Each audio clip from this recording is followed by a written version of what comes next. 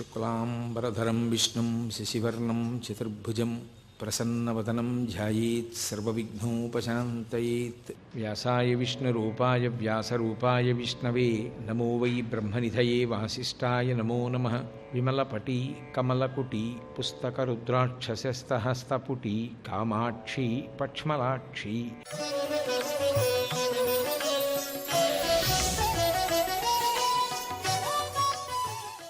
ఒకానొకప్పుడు విశ్వకర్మ లంకాపట్టణాన్ని నిర్మించాడు. అది కాంచన లంక. ఆ పట్టణం అంతా బంగారంతో నిర్మింపబడింది. అది దక్షిణ దిక్కున ఉంది. పూర్వం రాక్షసులు ఆశ్రయించి ఉండేవారు.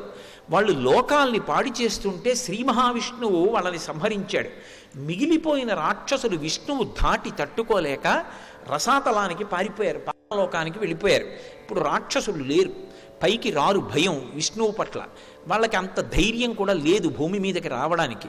భూమి ధర్మానికి అలవాలం, అందుకని రారు. కాబట్టి నువ్వు ధర్మాత్ముడివి కనుక నువ్వు లంకని ఆశ్రయించేసుకో. లంకాపట్టణాన్ని ఆక్రమించి చక్కగా రాక్షసులలో కూడా ధార్మికులు ఉంటారు. ప్రహ్లాదుడు లేడు? అటువంటి వారు భూమి మీద మిగిలిన వారు ఎవరున్నారో వాళ్ళని కూడా చేరది. అసలు యక్షులు రాక్షసులు అన్న మాటలు రెండూ రావడానికి వేరు కారణాలు ఉన్నాయి. బ్రహ్మగారు నిర్మించిన సరోవరాన్ని రక్షించే వాళ్ళెవరు, తాగేవారెవరు అని అడిగితే రక్షిస్తామన్న వాళ్ళు రాక్షసులయ్యారు, త్రాగుతామన్న వాళ్ళు యక్షులయ్యారు. అది యక్షరాక్షసులు అంటారు. అందుకని వాళ్ళిద్దరినీ తీసుకెళ్ళి నువ్వు అక్కడ ఉండి లంకాపట్టణాన్ని రాజధాని చేసుకుని పరిపాలించు అన్నాడు. అంటే కుబేరుడు అక్కడికి వెళ్ళాడు. ఆయన పేరు కుబేరుడు, ధనాధ్యక్షుడు, వైశ్రవణుడు. అసలు ఆయన పేరు విశ్రవసోబ్రహ్మ కుమారుడు. కాబట్టి పూర్తిగా తండ్రిలా ఉన్నావురా నువ్వు, నా కొడుకులాగే ఉన్నావు అని తాతయ్య అయిన పులస్త్య బ్రహ్మ విశ్రవసోబ్రహ్మ అని పేరు పెట్టాడు. వైశ్రవణుడు అని పేరు పెట్టాడు. ఆ వైశ్రవణుడు తరువాతి కాలంలో ఒక పొరపాటు చేశాడు. పార్వతీ పరమేశ్వరులు ఇద్దరూ కూర్చుంటే పరమేశ్వర దర్శనానికి వెళ్ళాడు. వెళ్ళి పార్వతీదేవి వంక ఇలా ఓ కంటితో చూసి ఎవరీవిడా అని చూశాడు. ఎవరీవిడా అని ఆవిడ వంక చూసేటప్పటికీ మాతృ సంబంధంగా చూడలేదు. చూడకపోయేటప్పటికీ ఒక కన్ను బద్దలైపోయింది. బద్దలైపోయి దాని పొడవంతా కూడా కంటి మీద అంటుకుని ఉండిపోయి అది బంగారు కన్ను పచ్చటి రూపంలోకి వచ్చేసి ఇప్పటికీ అందుకే కుబేరుడు అంటారు. ఆయనకి ఒక కన్ను బంగారు రంగులో ఉంటుంది, గాజు కన్నులో ఉంటుంది. కుబేరుడికి ఒక కన్ను మాత్రమే సరిగా ఉంటుంది. తద్దోష నివారణార్థం మళ్ళీ గొప్ప తపస్సు చేశాడు. చేసి పరమశివుడిని మెప్పిస్తే పరమశివుడు అన్నాడు, నీ తపస్సుకు మెచ్చుకున్నాను, నీకు స్నేహితుడని నేనే నీ దగ్గరికి వచ్చి మీ ఇంట్లో కూర్చుంటూ ఉంటానన్నాడు. అది ఆయన ఔదార్యం. అందుకే శంకరాచార్యులు వారు శివానంద లహరిలో ఆ అనుబంధాన్ని చెప్పారు. చెప్తూ కరస్తే హేమాద్రియో గిరిశ నికటస్తే ధనపతౌ అంటారు. ఎప్పుడు కుబేరుడు ఆయన ఇంటికి వెళ్ళి శివుడు కూర్చుంటే ఇలా దగ్గర ఇలా నించుని ఉంటాట. అంత స్నేహం ప్రకటించాడు కుబేరుడితోటి, పరాత్పరుడయ్యుండి కూడా. అటువంటి కుబేరుడిది పుష్పక విమానం, అటువంటి కుబేరుడిది కాంచన లంక. ఇది చూశాడు సుమాలి అని మిగిలిపోయిన రాక్షసులలో ఒక రాక్షసుడు పాతాళలోకంలో ఉండిపోయాడు. వాడు ఒక రోజున భూమి మీదకి వచ్చాడు. పుష్పక విమానంలో వెళ్ళిపోతున్నాడు కుబేరుడు. అబ్బా ఎంత ప్రకాశవంతంగా ఉన్నాడు రా, ఈయన ఎవరు, ఈ విమానం ఏమిటి అని వెంటపడి వెళ్ళాడు. ఆయన తిన్నగా విశ్రవసోబ్రహ్మకి వెళ్ళి నమస్కారం చేశాడు. తండ్రి విశ్రవసోబ్రహ్మ చూశాడు. ఇంతటి మహానుభావుడు, ఇంతటి బ్రహ్మ తేజస్సు ఉన్నవాడు, ఇంతటి పరమభక్తుడు, ఈయన తేజస్సు వల్ల పుట్టాడు కాబట్టే ఈ పిల్లవాడు ఇంత గొప్పవాడయ్యాడు. ఈయన తేజస్సు వల్ల నా వంశంలో కూడా ఒక పిల్లవాడు పుడితే ఖచ్చితంగా ఆ పిల్లవాడు కూడా దుర్నిరీక్షుడవుతాడు, అంత శక్తివంతుడవుతాడు. మళ్ళీ అటువంటి పిల్లవాడు వంశంలో పుడితే తప్ప విష్ణువుతో యుద్ధం చేసి లంకాపట్టణాన్ని ఆక్రమించి భూమి మీదకి రావడం కుదరదు. కాబట్టి విశ్రవసో బ్రహ్మ వల్ల కొడుకుని కనాలి. ఎవరు కనాలి? పరమ సౌందర్యవతి అయి ఉండాలి, పరమ ధార్మికంగా బిడ్డని పొందాలి. ఎలా అని ఆలోచించాడు. ఆయన కూతురుంది, ఆమె పేరు కైకసి, మహాలక్ష్మిలా ఉంటుంది అని వర్ణించారు రామాయణంలో. ఆమెను పిలిచి, అమ్మా నువ్వు విశ్రవసో బ్రహ్మని ఆశ్రయించి ఎలాగైనా ఒక్క కుమారుణ్ణి కనమ్మా, రాక్షస జాతి నిలబడుతుందన్నాడు. అది ఒక ధార్మిక విధానం. దాంట్లో ఉండేటటువంటి సూక్ష్మములన్నింటినీ నేను ఇప్పుడు వివరించడం సాధ్యం కాని విషయమని మనవి చేస్తున్నాను కదూ. ఆమె ప్రదోష వేళలో విశ్రవసో బ్రహ్మ దగ్గరికి వెళ్ళింది. వెళ్ళి నేల మీద కాలితో గీత గీస్తూ నిలబడింది. ఆమె వంక చూసేటప్పటికి విశ్రవసో బ్రహ్మ గమనించాడు, ఈమె సంతానార్థి అయి వచ్చింది నా దగ్గరికని. ఎందుకు వచ్చావు అని అడిగాడు. నా మనసు తెలుసుకోలేని అమాయకుడోకో, నేను ఏం కోరుకుంటున్నానో అది అనుగ్రహించి నన్ను కాపాడు అంది. ఆయన అన్నాడు, రాకూడని వేళలో వచ్చావు, ఇది ఉగ్రవేళ, ప్రదోషవేళ. పరమశివుడు నందివాహనారూఢుడై ఆకాశంలో వెడుతుంటాడు. ఇటువంటి వేళలో ఏ కాంత అయినా పురుషుడితో రమించి సంతానం కంటే దాని వలన లోకకంటకుడు జన్మిస్తాడు. నువ్వు ఈ సమయంలో నా దగ్గరికి వచ్చావు కాబట్టి నీకు పుట్టబోయేటటువంటి కుమారుడు లోకకంటకుడై దేవతలకి ప్రబల శత్రువు అవుతాడు. వాడికి భక్తి ఉండే అవకాశం ఉండదు. కాబట్టి నీకు దేవతాశత్రువైన కుమారుడు పుట్టబోతున్నాడు. కానీ నువ్వు కోరుకున్నట్టే అపారమైనటువంటి బలపరాక్రమములు, ఇంకా ఇంత అంతా అని చెప్పడం కుదరదు, అటువంటి కుమారుడు నీకు కలుగుతాడన్నాడు. ఆమె బాధపడింది. నేను ధార్మికుడు కావాలని కోరుకున్నాను. మా నాన్నగారి కోరిక రాక్షస వంశానికి అంకురం, కానీ నాకు ధార్మికుడు కావాలని కోరిక. కుబేరుడు వంటి ధార్మికుడు నాకు లభించడా అని అడిగింది. అది వేళ దాటాలి, ప్రదోష వేళ దాటిపోవాలి. కాబట్టి ఈ సమయంలో నువ్వు వచ్చి సంగమించిన కారణం చేత మొదటి పుట్టేవాడు లోకకంటకుడు, తర్వాత కూడా ఇంకా కాలం దాటలేదు కాబట్టి వాడు కూడా లోకకంటకుడు, తర్వాత పుట్టే ఆడపిల్ల కూడా అంత దుర్మార్గమైనటువంటి నడవడి కలిగినది, చీకటి పడిపోయిన తర్వాత భోగకాలం. కాబట్టి 4వ వాడిగా పుట్టేటటువంటి వ్యక్తి విభీషణుడు మహాధర్మాత్ముడు అవుతాడు. నీకు అలాగే సంతానాన్ని అనుగ్రహిస్తున్నాడు. ఎందుకంటే కాల నియమాన్ని మన్నించాలి. 4వ సంతానం కలిగితే తప్ప నీ కోరిక తీరదు కాబట్టి అలాగే అనుగ్రహిస్తున్నానని అనుగ్రహించాడు. ఆమెకి వరసగా కుమారులు జన్మించారు. అందులో మొదటివాడు పుడుతూనే 10 తలలతో పుట్టాడు, కాటుక కొండలా పుట్టాడు.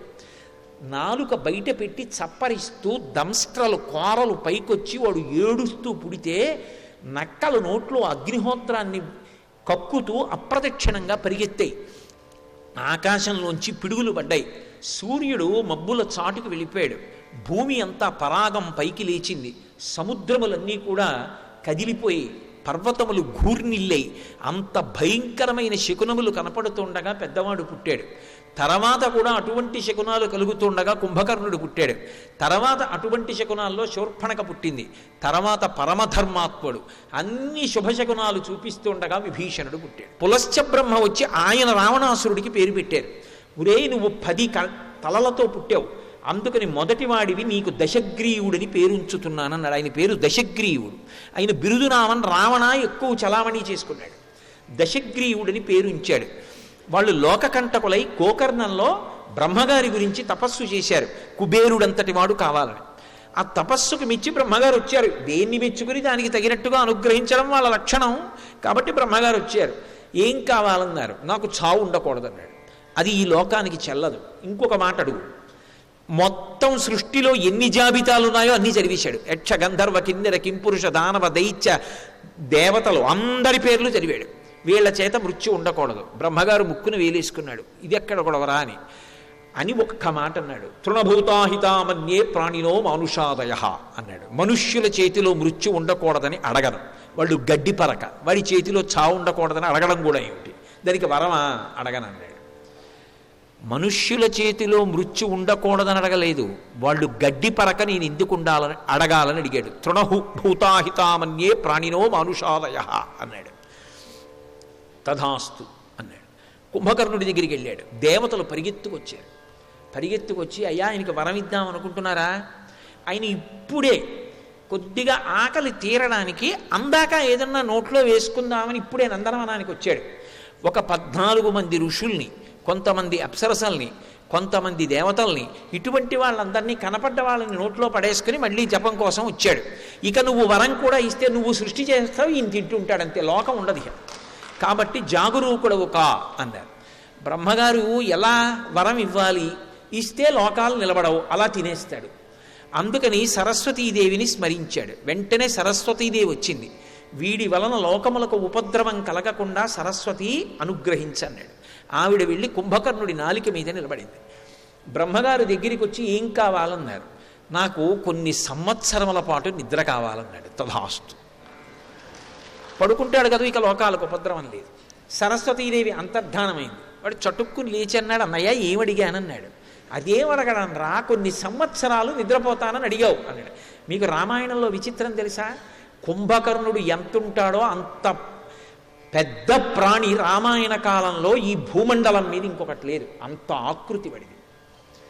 కాబట్టి నిద్రపోతానని అడిగావురా, ఇదెక్కడ వరం రానీకన్నాడు. అన్నయ్య నన్ను దేవతలు ఏదో మాయ చేశారన్నాడు. కానీ వెళ్ళడానికి నిద్ర వచ్చేస్తుంది. ఈలోగా పెద్ద మందిరం కట్టారు, అందులో పడుకున్నాడు కాబట్టి ఉపద్రవం వెళ్ళిపోయింది. శూర్పణక సరే తపస్సు చేయలేదు. విభీషణుడు తపస్సు చేశాడు. బ్రహ్మగారు ఇల్లు అడిగారు, నీకేం కావాలన్నారు. ఎంత ఆపద సంభవించినా సరే ధర్మం మాత్రం నేను తప్పకూడదన్నాడు. నీకు వరం ఇస్తున్నాను, నువ్వు చిరంజీవివి, నువ్వు ఎప్పటికీ ఉంటావు, నీకు మృత్యువు లేదన్నాడు. ధర్మాన్ని నమ్ముకున్న వాడికి మృత్యు ఉండదు, వాడు చిరంజీవి, నీకు చిరంజీవిత్వాన్ని ఇస్తున్నానన్నాడు. ఆ తర్వాత ఒకప్పుడు సుమాలి చెప్తే కాదన్నా, తరువాతి కాలంలో మహాపార్శ్వుడు మొదలైన రాక్షసులు వచ్చి కాంచనలంక ఒకప్పుడు మనది, నీ అన్నగారైన కుబేరుడు, మరి విశ్రవసో బ్రహ్మ కుమారులే కదా ఇద్దరు, నీ అన్నగారు ఆక్రమించాడు, నీ అన్నగారిని తరిమి కొట్టి లంక స్వాధీనం చేసుకోమన్నారు. ముందు వద్దన్నాడు, కానీ తర్వాత రాయబారం పంపాడు. పాపం కుబేరుడు అన్నాడు, అయ్యయ్యో అదేమిటి, మన ఇద్దరం అన్నదమ్ములం, పంచుకోవడం ఎందుకు, ఇద్దరం కలిసి పరిపాలిద్దాం, అంతఃపురానికి రమ్మన్నాడు. నేను రానని యుద్ధం చేయడానికి సిద్ధపడితే కుబేరుడు వెళ్ళి అడిగాడు విశ్రవసో బ్రహ్మని, నాన్నగారు యుద్ధానికి వస్తానంటున్నాడు రావణుడు, నన్నేం చేయమంటారని అడిగాడు. ఒక పని చేయరా, వాడు ధూర్తుడు నన్ను వచ్చి అడిగాడు, అన్నయ్యని నిర్జించైనా సరే తీసుకుంటానంటున్నాడు, వాడి జోలి నీకొద్దు. నువ్వు ఆకాశంలో మందాకిని ప్రవహిస్తోంది, అది ఉత్తర దిక్కుగా హిమాలయ పర్వతాల మీద ప్రవహిస్తూ ఉంటుంది. కైలాసం పక్కనే నువ్వు మళ్ళీ వేరొక నగరాన్ని నిర్మాణం చేసి యక్షులతో కలిసి అక్కడికి వెళ్ళిపో, రావణుడు లంకని ఆక్రమిస్తాడని అనుమతిచ్చాడు. కుబేరుడు నిశ్శబ్దంగా వెళ్ళిపోయాడు పుష్పక విమానాన్ని తీసుకొని. రావణాసురుడు లంకని ఆక్రమించాడు. ఆక్రమించే ముందు అడిగాడు, ఈ లంక ఎక్కడిది, స్వర్ణంతో తయారు చేశారు కదా, ఇంత గొప్ప పట్టణం ఇంత అందంగా ఉందే, ఇది ఎక్కడిదని అడిగాడు. అడిగితే అప్పుడు మహాపార్శ్వుడు చెప్పాడు, ఒకప్పుడు రాక్షసులందరూ అమరావతి లాంటి నగరం కావాలని ఆశపడ్డారు. వాళ్ళకి ఇప్పుడు దేవతలతో పోటీ కదా, అందుకని వాళ్ళు విశ్వకర్మ దగ్గరికి వెళ్ళి అడిగారు, ఒక గొప్ప పట్టణాన్ని మా కోసం తయారు చెయ్యమని. అప్పుడు విశ్వకర్మ ఒక మాట చెప్పాడు, నాకు అప్పుడప్పుడు కొద్దిగా ఖాళీ దొరుకుతూ ఉంటుంది, ఖాళీగా కూర్చోవడం ఎందుకని నేను టంకములు పట్టుకొని అమరావతి లాంటి పట్టణాన్ని భూమి మీద చెక్కడానికి అనువైనటువంటి ప్రదేశం ఉందా అని వెతికాను. త్రికూటము సువేలము అని 2 పర్వతాలు ఉన్నాయి లంకలో, అందులో త్రికూట పర్వతం మీద కాంచన లంకని నిర్మాణం చేశాను. అమరావతి ఎలా ఉంటుందో ఆ కాంచన లంక అలాగే ఉంటుంది. అది అంతా బంగారము, వజ్రములు, వైఢూర్యములు, పగడములు అటువంటి వాటితో నిర్మాణం చేశాను. దానితో తుల్యమైంది భూమి మీద లేదు, దాన్ని మీరు ఆక్రమించండి అన్నాడు. అది ఎవరిది అంటే ఎవరి కోసం నిర్మింపబడింది కాదు, అది విశ్వకర్మది. అది రాక్షసులకి కొంతకాలం ఇచ్చాడు. శ్రీ మహావిష్ణువు తరివేశారు, కుబేరుడు పుచ్చుకున్నాడు. కుబేరుడు అన్నగారన్న ధర్మం కూడా లేకుండా తరిమి కొట్టి ఆక్రమించాడు రావణాసురుడు. కాబట్టి నిజానికి ఆ లంక రావణుడిది కాదు, అది విశ్వకర్మది. విశ్వకర్మ లంకని రావణుడు నాది అని పరిపాలిస్తున్నాడు, అబద్ధం చెప్పి పరిపాలిస్తున్నాడు, ఆయనది కాదు. ఆ తర్వాత ఒకప్పుడు కుబేరుడు దూతని పంపించి, తప్పురా నువ్వు తప్పుడు పనులు చేస్తున్నావు, ఇటువంటి పనులు చెయ్యవద్దని సందేశం పంపాడు. నాకు సందేశం పంపేవాడివా అని కుబేరుడి మీదకి యుద్ధానికి వెళ్ళి కుబేరుడిని తల మీద గదతో కొట్టి నెత్తురు కక్కుకుని స్పృహ తప్పి పడిపోయేటట్టు చేసి పుష్పక విమానాన్ని బలవంతంగా అపహరించి తీసుకొచ్చాడు. ఇప్పుడు మీరు లంకాపట్టణం గురించి ఆలోచిస్తే పైకి చాలా సౌందర్యం, కానీ అది ఎవరిదో ఇల్లు, వీడు బలవంతంగా ఆక్రమించాడు. అసలు యజమాని దగ్గరికి కూడా రానివ్వడు, యజమాని పేరు కూడా చెప్పడు. ఆ యజమానికి వీడితో గొడవ ఎందుకని వదిలేశాడు. వస్తే వస్తుంది, లేకపోతే లేదు. చూడండి, అమాయకులు కట్టుకున్న భవనాలు ధూర్తులు ఆక్రమిస్తారు, అలా ఆక్రమించాడు. అందులో ఉన్న వస్తువులు ఏమైనా మీరు చూడడానికి వెళ్ళారనుకోండి, ఆ వస్తువులు చూసి పుష్పక విమానం అబ్బా చాలా బాగుంది అంటాం పైకి, కానీ అదో ఎత్తుకొచ్చిన వస్తువు. రావణుడు ఇష్టపడి తెచ్చినవన్నీ కూడా ధర్మ విరుద్ధంగా ఎత్తుకొచ్చి అక్కడ పెట్టినవే. ఇప్పుడు బాహ్యంలో సౌందర్యం, ఆంతరముగా అది రావణుడి దుష్టబుద్ధికి ప్రతీక. ఇది బాహ్యంలో పాలితాం రాక్షసేంద్రేణ నిర్మితాం విశ్వకర్మణ ప్లవమాన వివాకాశే దదర్శ హనుమాన్పురీం. ఎక్కడైనా ఓ నగరం అంటే భూమి మీద ఉండాలి. లంకాపట్టణానికి ఉన్న సౌందర్యం ఏమిటంటే అది ఆకాశంలో వేలాడుతున్నట్టు ఉంటుంది. అందుకే ప్లవమానా వివాకాశే అన్నారు మహర్షి. అంటే అసలు అది చూడ్డానికి ఎంత అందంగా ఉంటుందో చూడండి. అటువంటి లంకాపట్టణాన్ని నిర్మాణం చేశాడు విశ్వకర్మ. దాన్ని ఆక్రమించి అందులో రావణాసురుడు పరిపాలన చేస్తున్నాడు. ఇది బాహ్యం. ఆంతరం, ఈ శరీరాన్ని ఎవరు నిర్మాణం చేశారు? ఈ లంకని. ఇది కాంచన లంక. ఎవరికి వాడికి ఇది కాంచన లంక. అద్దం ముందు నించుంటే ఎవరికి వాడికే కాంచన లంక. నేను చాలా బాగుంటానన్న భావన లేదనుకోండి, అసలు మనిషి బ్రతకగలడండి? బ్రతకలేడు. ఎవరికి వాళ్ళకే అబ్బా నేను ఎంత బాగుంటానో అని అనిపిస్తుంది. అలా అనిపించాలి కూడా. అలా అనిపించకపోతే ఉండలేడు. కాబట్టి కాంచన లంక. నిజానికి ఇది ఎవరు నిర్మించాడు? ఇందులో ఒక చిన్న చుక్క పెట్టినంత కూడా ఎక్కడా డబ్బిచ్చి మనం తెచ్చుకున్నది లేదు. చర్మము, రక్తము, మాంసము, కొవ్వు, అస్థి, శుక్ల, మేధ, 7 ధాతువులు, కర్మేంద్రియములు, జ్ఞానేంద్రియములు, నిత్యము రక్తకేశనాళికల్లోంచి వెంట్రుకలంత సన్నగా ఉన్నటువంటి గొట్టాల్లోంచి నెత్తురు తిరగడం, ఇవన్నీ కూడా చేస్తున్నవాడు పరబ్రహ్మ. మనం నోట్లోకి తింటే కడుపులో జీర్ణం చేసేవాడు ఆయన. తెల్లవారేటప్పటికి మళ్ళీ పిప్పి మిగిలిపోతే సంవరణీకండరములు సడలిపోయి బయటికి వెళ్ళిపోయేటటువంటి ఏర్పాటు చేసినవాడు ఆయన. ఇంత గొప్పగా ఆయన నిర్మాణం చేస్తే నేను నాది అని ఇలా చూపిస్తాను. ఎక్కడున్నాడు రావణాసురుడు? ఇక్కడే ఉన్నాడు. కాబట్టి పాలితాం రాక్షసేంద్రేణ నిర్మితాం విశ్వకర్మణ ప్లవమానా వివాకాశే తదర్శ హనుమాన్పురి. ఇది ఆశ్చర్యంగా చూస్తున్నారు హనుమ. అంటే ఒక జ్ఞాని, ఒక యోగి, శరీరంలో తాదాత్మ్యత పొంది ఉండేటటువంటి వాళ్ళని చూసేటటువంటి విధానాన్ని ఆవిష్కరిస్తున్నారు ఆంతరంగ మహర్షి. అందుకే బహువిధముల సుందరకాండ. ఇన్ని సౌందర్యాలు ఏకకాలమనందు ఆవిష్కృతమవుతాయి. సరే, లంకలోకి ప్రవేశించాలి కదూ. మరి ఇంతమంది విచ్చుకత్తులు పట్టుకు తిరుగుతుంటే ఎలా వెతకడం? అందుకని సూర్యే చాస్తం గతే రాత్రం దేహం క్షిప్యమారుతి వృషదంశకమత్రస్సన్ బభూవాద్భుత దర్శన. సూర్యాస్తమయమైపోయి చీకటి పడిపోయిన తరువాత రాక్షసులకి భోగకాలం కనుక వాళ్ళు భోగాలు అనుభవిస్తూ ఉంటారు. కాబట్టి ఇప్పుడు నేను సీతాన్వేషణం చెయ్యాలి అని చెప్పి పిల్లంత శరీరాన్ని చేసుకున్న వారై చిన్న శరీరాన్ని పొంది ఆయన లంకాపట్టణంలోకి వెళ్ళడానికి సిద్ధపడ్డారు. బ్రహ్మగారి వరం కామరూపి. ఏ రూపం కావాలంటే ఆ రూపాన్ని పొందుతారు. పిల్లంతా అనడం ఎందుకు? వృషదంశకమాత్రస్సన్. చీకట్లో మిగిలిన వాళ్ళు చూడలేని దాన్ని పిల్లి చూస్తుంది. యోగి అందరూ చీకట్లో ఉంటే ఆయన ఒక్కడు వెలుతురు చూస్తుంటాడు, పరబ్రహ్మాన్ని చూస్తాడు. అందుకే పిల్లంత వారై లంకాపట్టణంలో వెతకడానికి సింహద్వారం దగ్గరికి వెళ్ళారు. అక్కడికి వెళ్ళేటప్పటికే ఎదురుగుండా లంక కనపడింది. లంక అంటే లంకాపట్టణం కాదు, లంక యొక్క అధిష్టాన దేవత. ప్రతి ఊరికి ఒక అధిష్టాన దేవత ఉంటుంది. ఒకానొకప్పుడు లవకుశుల్లో లవకుమారుడు అయోధ్య పట్టణాన్ని విడిచిపెట్టి దూరంగా వేరే ఊరు వెళ్ళి అక్కడ రాజధాని నిర్మాణం చేద్దాం అనుకున్నాడు. ఆయన హంసతూలికా తల్పం మీద పడుకునుండగా ఎవరో స్త్రీ ఏడుస్తున్నట్లు వినపడింది. ఆయన కళ్ళు తెరిచి చూశాడు. అయోధ్య అధిష్టాన దేవత కనపడింది. కనపడి, ఇంతకాలం మీ పూర్వీకులు పరిపాలించారో అయోధ్యని విడిచిపెడతావా అని అడిగింది. అమ్మ వదిలిపెట్టనని వెనక్కి వచ్చాడు. అందుకే ఇప్పటికీ ఏదైనా ఊరు విడిచిపెట్టి ఇంకొక ఊరు వెడుతుంటే ఆ ఊరి అధిష్టాన దైవానికి నమస్కారం చేసి వెళ్ళాలి. అమ్మ నేను మళ్ళీ క్షేమంగా తిరిగి వచ్చేటట్టుగా నన్ను అనుగ్రహించు అని. ఆపదలు గండాలు రావు. యాత్రా విధానంలో చూపిస్తారు. అందుకే రాముడు కూడా సరయూ దాకా వెళ్ళి వెనక్కి తిరిగి అయోధ్య వంక చూసి అయోధ్య అధిష్టాన దైవానికి నమస్కారం చేసి నది దాటుతాడు అప్పుడు. కాబట్టి మనకి రామాయణం బ్రతకవలసిన విధానాన్ని నేర్పుతుంది. వేదోపబృంహణం. ప్రమాదాలు తగ్గాలి అంటే రామాయణాన్ని ఆదర్శం చేసుకుని ఎలా బ్రతకాలో నేర్చుకోవాలి. కాబట్టి లంక అంటే లంకాపట్టణం అని కాదు, లంక యొక్క అధిష్టాన దైవం. ఆమె అక్కడే కనపడింది. ఆయన లోపలికి ఎడదాం అనుకుంటున్నారు. కస్త్వం కేనచకార్యేణ ఇహ ప్రాప్తో వనాలయ కథయస్యేహతత్వం యావత్ ప్రాణాధరంతితే అంది. ఒక్కొక్కళ్ళ మాట తీరలా ఉంటుంది. అసలు మాట్లాడితే ముందు అన్యోన్యత కలగాలి. ఓ మాట మాట్లాడితే వినేవాళ్ళకి సంతోషంగా ఉండాలి. అసలు మాటే అంత పెళుసుగా అవతల వాళ్ళ మనసు కలుక్కుమనేలా మాట్లాడకూడదు. అసలు ఆ లంక మాట తీరు ఎలా ఉంటుందో చూడండి. కస్త్వం, ఎవరు నువ్వు? కేనచకార్యేణ ఇహ ప్రాప్తో వనాలయ. కోతి అడవుల్లో కను తిరుగుతుంది, వానర రూపం కాదు. అడవుల్లో తిరిగేదాన్ని ఇక్కడికి ఎందుకు వచ్చావు? ఇహ ప్రాప్తో వనాలయ కథయ స్నేహతత్వం యావత్ ప్రాణాధరంతితే. ప్రాణాలతో ఉండాలనుకుంటున్నావా? నిజం చెప్పు. ఎందుకు అంత గద్దించడం? పిల్లంత కోతి పిల్ల, దాంతో మాట్లాడడానికి అంత అల్లరి కావాలా? అంటే ఒక్కొక్కళ్ళ మాట తీరు అలా ఉంటుంది. ఆవిడికి అలా మాట్లాడడం వస్తే ఈయనకి రాదేమిటి? నవవ్యాకరణ పండితుడు.